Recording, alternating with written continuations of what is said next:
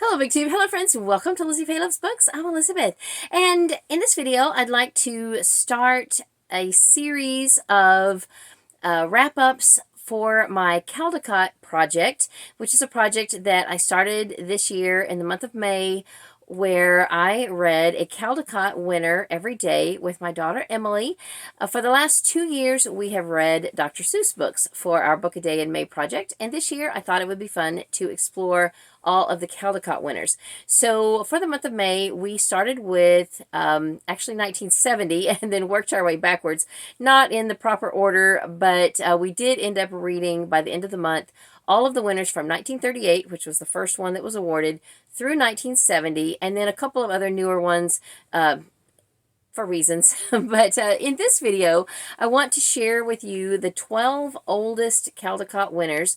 We'll start with 1938 and go all the way through 1949. So basically, this is the winners of the 30s and 40s, and just show you a little bit from each of the books, let you know what I thought about each one, and just hopefully introduce you to some books that you might like to check out for yourself. Now, all of these were available from my library except for one, and that was the 1939 winner called Mei Lei by Thomas Handforth. And I will show you that one in just a minute, but let me just start at the beginning and show you the 1938 winner.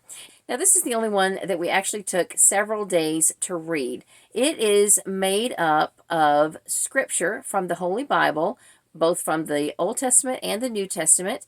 And the theme of this book and the title is Animals of the Bible. So each of the scripture selections either mention or feature one or more animals. And then the illustrator of this book, who is the Caldecott winner, has illustrated most of the texts that were selected. So the texts were selected by Helen Dean Fish. She did not add any narrative or anything to each of the individual sections, but she did write a 2-page foreword at the beginning of the book where she introduced the book. The rest of the text of the book is scripture from the King James Version of the Bible. And then the illustrations by Dorothy Lathrop are all black and white. I guess they're pencil drawings, and very beautiful. There are some people featured, but in each of the illustrations, there is one or more of the animals that are mentioned in the scripture. Now, when I went on Goodreads to mark that I had read this, I usually leave a star rating, and I noticed that there were quite a few low ratings. Now, since the book is made up of scripture, I'm not about to give the Bible a low rating. Now, of course, this is not the Bible, but it is excerpts from the Bible, and each section is illustrated. But I understand where some of the people are coming from, because not necessarily are all of the scriptures selected necessarily appropriate or understandable for a young child. Some of them don't really stand alone on their own. You kind of need the context of what's around them to really understand what is being said. So it's, it's understandable, but like I said, I'm not about to give the Bible a low rating. I did rate it 4 stars simply because there were a few scripture excerpts that didn't have an illustration that I wish that they had, and it's too bad that there weren't at least a few in color, although I understand this was published in the Depression, so it was probably just a good thing that it was published at all, and it was a little more affordable, I'm sure, for the average person to have a copy. And you have to think about in the olden days, what is the one book that was present in probably most of the households in the United States? It was the Bible. And probably most of the average Bibles at the time were not illustrated at all.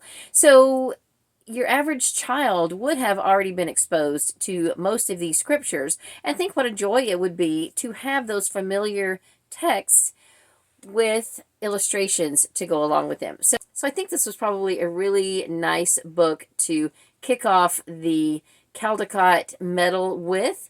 And the illustrations were very beautiful, you know, black and white, but still very beautiful, very well done. I just wish there had been a little bit more, and also maybe a little bit more of the context, maybe a little bit of explanation about some of the scriptures. So the winner from 1939 is the only one that I could not get a copy of from my library. I debated about buying it from eBay, and in the end, a couple of you mentioned that it was available on Open Library, which is basically a way to read ebooks that have been archived there. So I was able to read it there, and Emily and I huddled around the computer and we read the book. This is an Asian tale about a little girl and her family. It was a little bit of a tough story. The relationship between the brother and the sister was definitely dated. I mean, he kept telling her, you know, girls can't do this, girls can't do that, and you know, she was determined to do the things she wanted to do, no matter what he said. But you know, it was cute. I couldn't really identify with it at all, but I think for the time, it was probably an interesting way to introduce children from the United States to another culture and another way of life, and the artwork was very beautiful. I think I might have mentioned we didn't read the books in this order, but I'm just showing them to you in chronological order because that just makes the most sense to me for these videos. So the winner from 1940 is Abraham Lincoln. This was written by Ingri and Edgar Parin. I don't know if one of them wrote the narrative and the other did the illustrations, or if it was a team effort on both parts, but this was very enjoyable. Some of the pictures are black and white, and some have added color, and they are, I think, very well done, and I enjoyed the book. Overall, I have always enjoyed reading about Abraham Lincoln, and this was not only about his boyhood, but basically his whole life. It does not mention anything about his death, but it does go through his whole life up through the end of the Civil War, and I thought it was very enjoyable. I would highly recommend it. The winner from 1941 is They Were Strong and Good by Robert Lawson. This is basically a little story about his ancestors. I believe he talks about each of his grandparents and how they met, and then each of his parents and how they grew up, and a little bit about each of the people. You know, not all of them did things that were necessarily what we would consider admirable today, but he does show them in a positive light, and I think it was very well done. Now, not all of the people look like the happiest of people, but anyway, I still thought it was neat, and you know, I think it's great for people to explore their ancestry and learn what they can about their roots, and you know, learn from their mistakes and move forward and just try to be the best people that we can be. So this is just kind of a family history story of the author's family. The winner from 1942 is Make Way for Ducklings by Robert McCloskey. I think this is one of the more famous Caldecott winners. I remember reading this one when my kids were little and reading this to them. This is set in Boston, and I believe it may be based on a true story, or at least a true occurrence, and then the author built the story around actually observing ducklings in Boston. So it's very cute, and it does explain all of that in the author notes. I can't remember now exactly how the story came about, but a very enjoyable story. The artwork is, I believe, just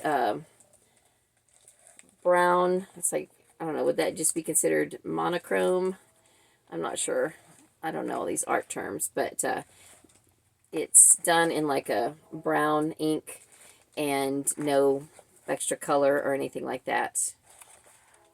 Very, very well done, though. Lots of detail. The 1943 winner is The Little House by Virginia Lee Burton.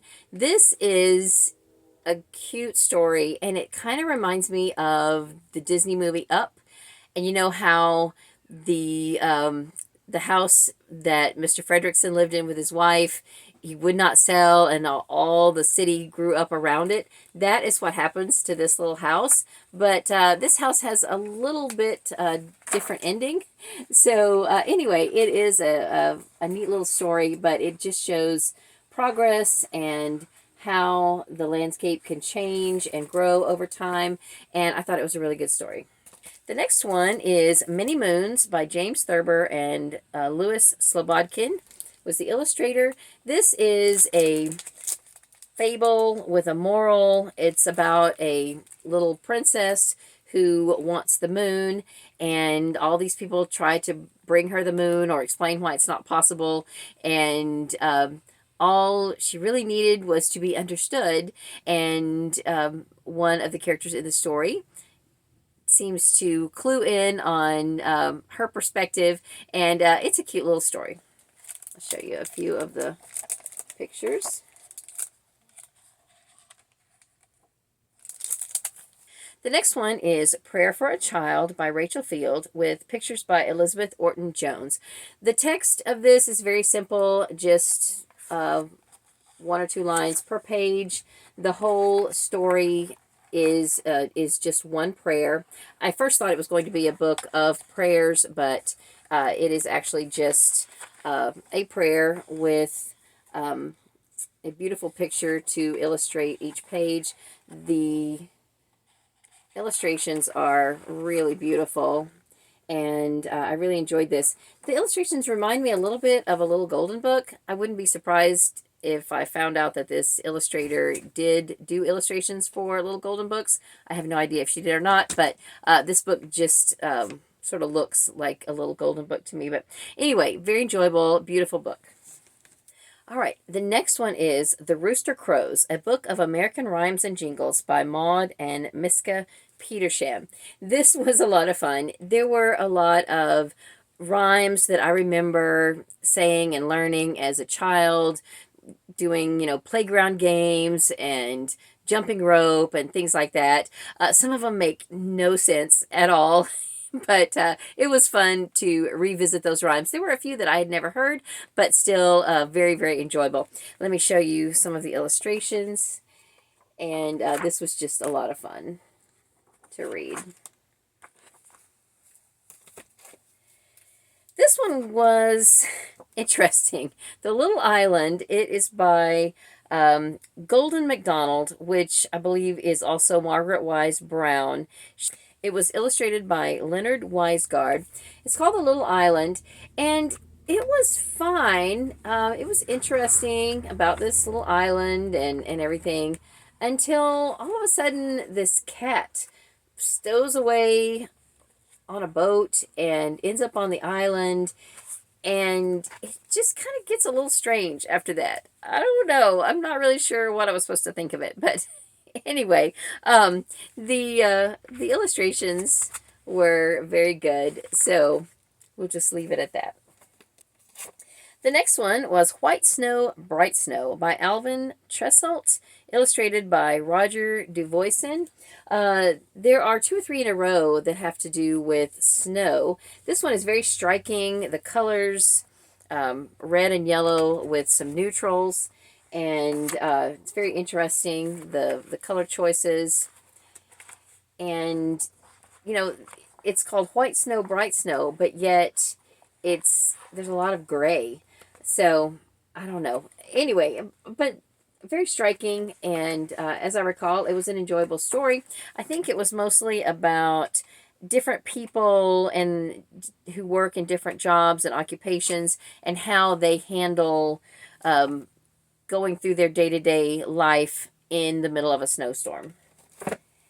Then the next one is The Big Snow. It's by Berta and Elmer Hader, and this one is more about how various types of animals deal with living in the snow. Some go away from it and migrate to warmer climates. Some hibernate and some search for food. You know, they stay where they are and they search for food. And so it was beautifully illustrated, and I thought a very nice story about wild animals and how they forage throughout the winter. Hey, actually, I already had this video done and ready to upload, and I remembered as I was getting these books ready to take back to the library that I had neglected to ask Emily what her favorites were. So rather than lay all 11, I only have 11 of them, out at once, I laid 4 of them out at once and asked her which was her favorite. And of that first group, she picked this one. And then I asked her the next group, and she picked Prayer for a Child. And then of the third group, she picked Many Moons. So then I laid these 3 out together, and I asked her which one was her favorite of these 3, and she picked Prayer for a Child by Rachel Field, illustrated by Elizabeth Orton Jones. And I would say I would agree as far as the artwork, and really it was just a sweet prayer that I would second her motion on a favorite. So I just wanted to add this little bit in, and now back to what I previously found. Okay, so that is the first 12 winners of the Caldecott medal. I've got 11 of them here. This has so far been a very enjoyable reading project, and I hope you will stay tuned, because coming up very soon will be the Caldecott winners of the 1950s. So that's all for this video. Thank you so much for watching. I hope you're having a great day. Read a good book, and God bless you.